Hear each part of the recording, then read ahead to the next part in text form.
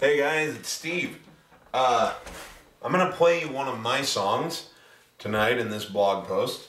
This is called Bring Back the 70s. It's kind of an up-tempo thing that I put together as an homage to my favorite music and the music that I wish still existed, and I hope the kind of music that I hope will cycle back into popularity again. It's called Bring Back the 70s. So, I'm going to play this song for you, and then I'll have some commentary about it afterwards. Here we go.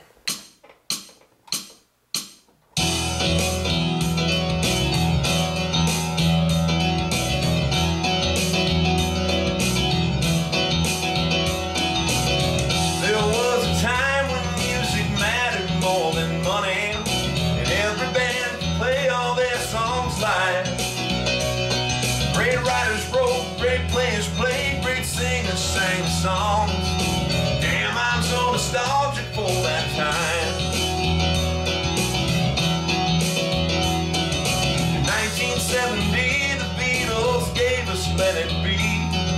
They closed the book on something we all loved. They opened up the floodgates for a whole new generation. Man, I'd say that we're the lucky ones. John Denver had us high on a mountain, Clapton taught us how to play guitar. Crosby, Stills, and Nash showed us that three was not a crowd, and Elvis proved that he was still a star.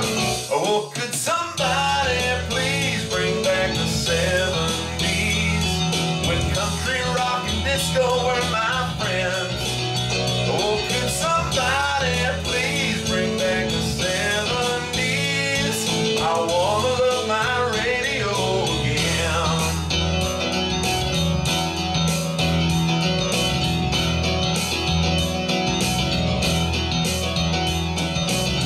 Billy and Elton taught me how to pound the ivories. Chicago introduced me to the brass. Joni Mitchell had me grounded in a state of relaxation, and AC/DC always kicks some ass. Pink Floyd and Genesis were trying all new styles. The Doobie Brothers kept it all mainstream. Skinner and the Allmans put some country in their rock. Oh, Seamus put some rock in his country. Well, could somebody please bring back the 70s?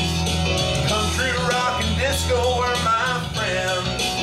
Oh, could somebody please bring back the 70s? I wanna love my radio again. Yeah. The Bee Gees had us talking jive and dancing every night. George Clinton taught us how to bring the funk, and if we got too serious to still be rock and roll, Iggy Pop came by and gave us punk.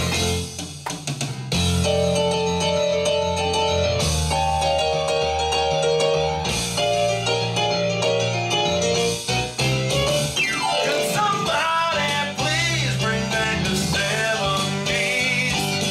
Country, rock, and disco were my friends. Oh, could somebody please bring back the 70s? I wanna love my radio again. Oh, could somebody please bring back the 70s? I wanna love my radio again.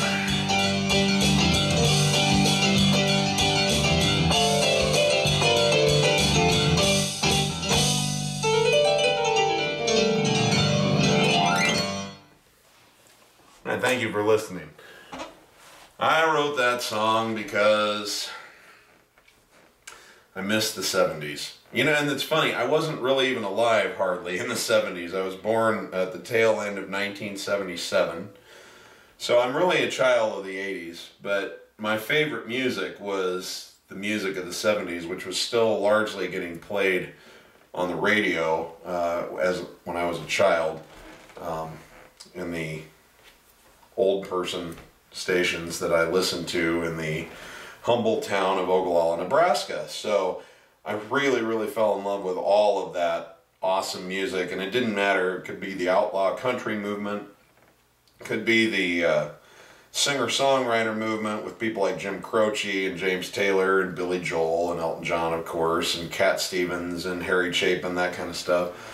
The mainstream rock bands like the Steve Miller Band, the Doobie Brothers, Boston, Kansas, all those things, Styx.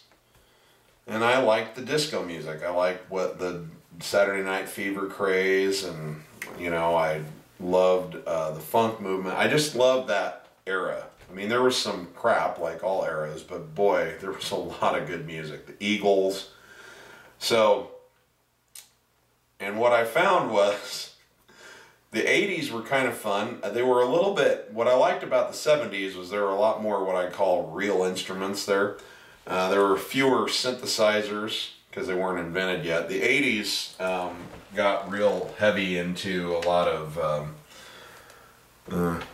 keyboards and synthesizers, and there's some fun stuff there, but it starts to get away from what I most like, which is guitars and pianos, and well, pianos and guitars first, let's be honest, that's my preference, and then you know, bass, drums, and occasionally in the 70s there were, if you had strings, it was actually strings playing it wasn't a synthesizer. So I miss that. I love that music, but I liked the 80s, and then something really weird happened. The 90s came along. Now, country music was great in the 90s. Garth Brooks kind of lit a fire under country music's ass, and they got real good there for about 10, 12, 15 years by my standards. But something really, really weird happened in rock music, and that was it was taken over by this really, really angry group of people who created the postmodern alternative movement. And that's what all my peers were into, and I never related to it. And I don't know when it happened. Eddie Vedder from Pearl Jam came along and did something kind of unique at the time, you know, and every song that he would sing was like, and a shirt for a shirt for shirt, and a shirt for shirt, yeah, and a shirt for shirt. And I never understood any words, but it didn't matter because every single song was like, and a shirt for shirt for shirt, shirt, and a shirt for shirt. Well, guess what? After that, every single band sang just like that. And so it was like you'd turn on the radio and you'd have and a shirt for sure, yeah, sure, and a for sure now, sure for sure for yeah. And I just never got into it. I suppose I could, you know, do it if I needed the money and that's what I had to do to get the gig. I suppose I would play that stuff, but boy, it never really registered much with me. And then, you know, the country thing, I really appreciated. I'm a fan of country music. I like the fact that they're telling stories, and you know, I like it's three chords and the truth, as they call it. But I'm not really a country artist myself, so it wasn't a good avenue for me. I can sing it and do it, but I'm not really a part of the culture that really, really loves country music, and that's a big part of the appeal. And so I kind of, you know, I was sort of like John Denver. I was like a man without a genre.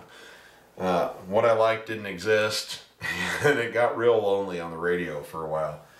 And so I was lamenting about that one time in about 2007, lamenting about how I had missed how much I used to love the radio.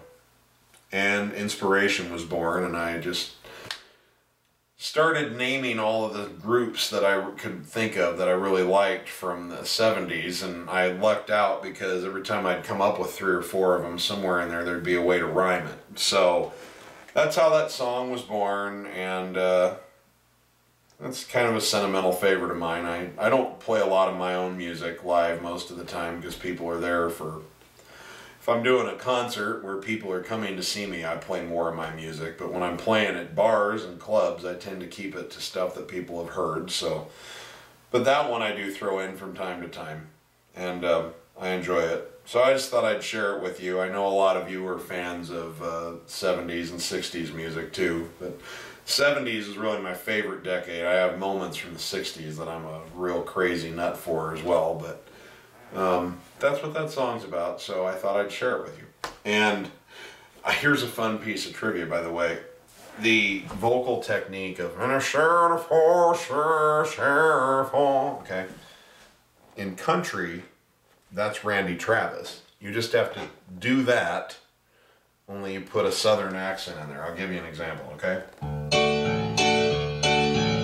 Okay, Randy Travis would sing... If Eddie Vedder were singing Randy Travis' song, I'd be like, I'm gonna love you forever, forever and ever. Okay? But if you put a twang accent on that same voice, you get Randy Travis.